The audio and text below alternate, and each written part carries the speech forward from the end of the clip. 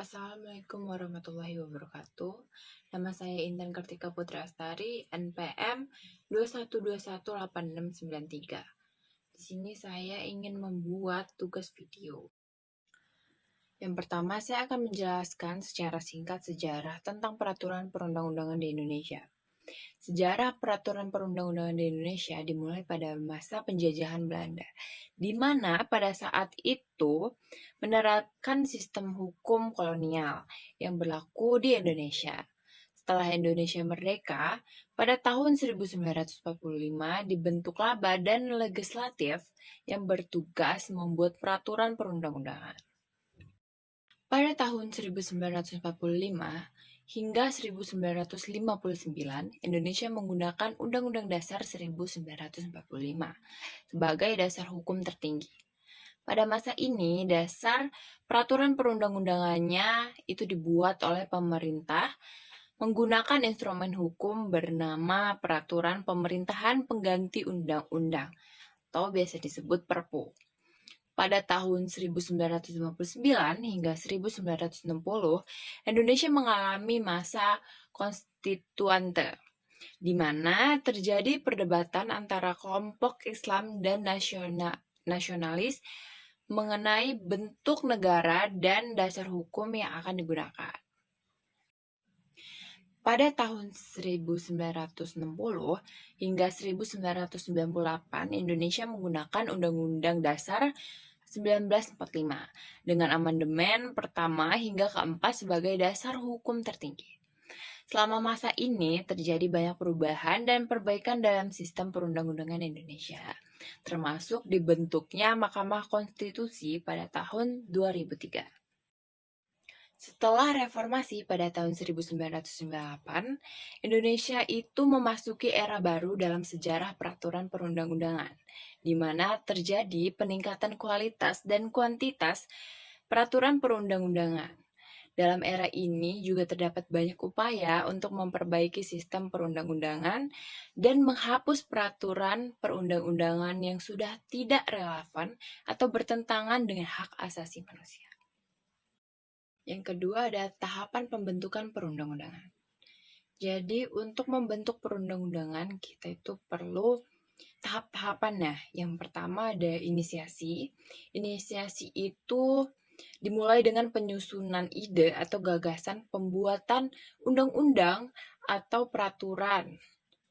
Nah, inisiasi ini dapat dilakukan oleh berbagai pihak seperti anggota parlemen, masyarakat, dan pemerintah.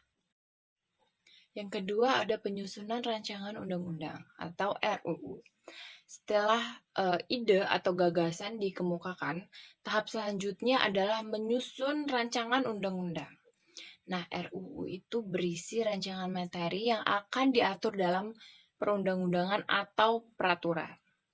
RUU itu dapat disusun oleh pemerintah atau anggota parlemen.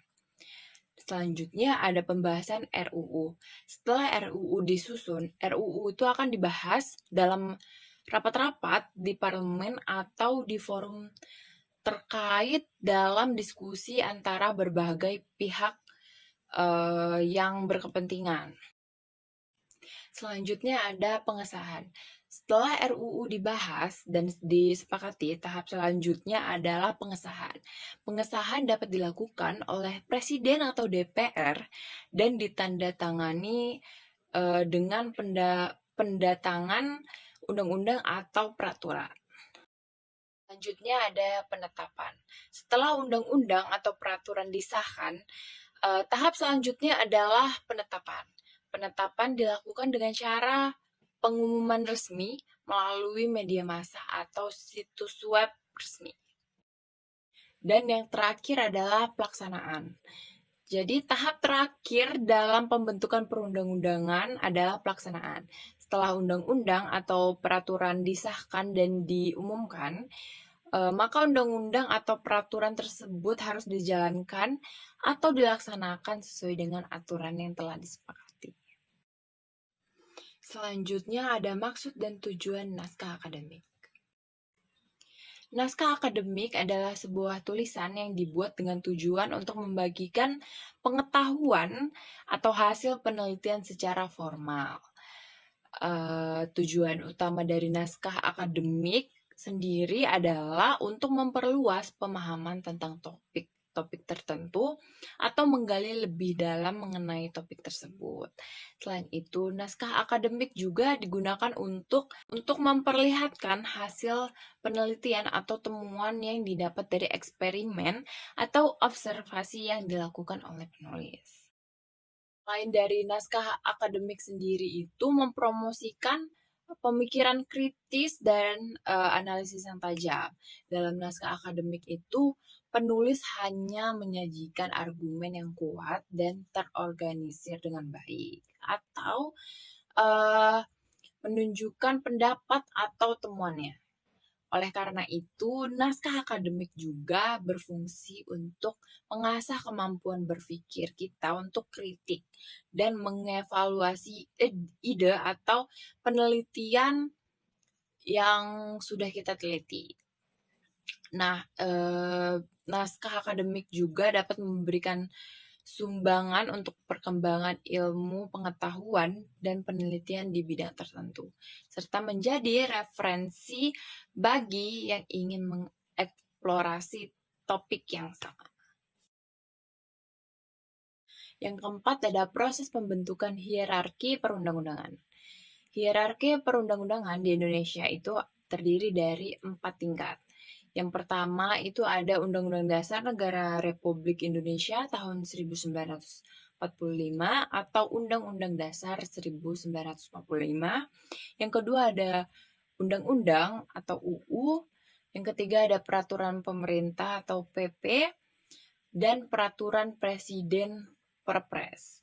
Nah, UUD 1945 adalah konstitusi tertinggi yang mengatur tentang negara, pemerintahan, hak asasi manusia, dan kewajiban warga negara. Undang-undang juga merupakan produk hukum yang dibuat oleh DPR dan disahkan oleh Presiden. Sedangkan peraturan pemerintah dan peraturan Presiden merupakan peraturan turunan dari undang-undang.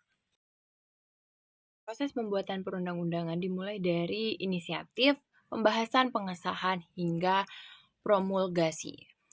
Nah, inisiatif itu dapat berasal dari DPR, masyarakat. Nah, setelah inisiatif diajukan, biasanya itu pembahasan di DPR dan dalamnya melibatkan pansus atau panitia khusus. Setelah disepakati, rancangan undang-undang itu disahkan dalam rapat paripurna DPR.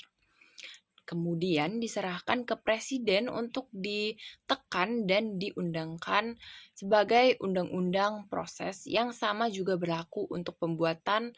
Setelah disetujui, peraturan pemerintah dan peraturan Presiden disahkan dan diundangkan dalam lembaga negara. Terakhir ada proses pembentukan harmonisasi berkaitan dengan perundang-undangan. Harmonisasi perundang-undangan adalah proses penyelarasan atau pengintegrasian berbagai peraturan perundang-undangan yang saling berkaitan untuk menciptakan keselarasan.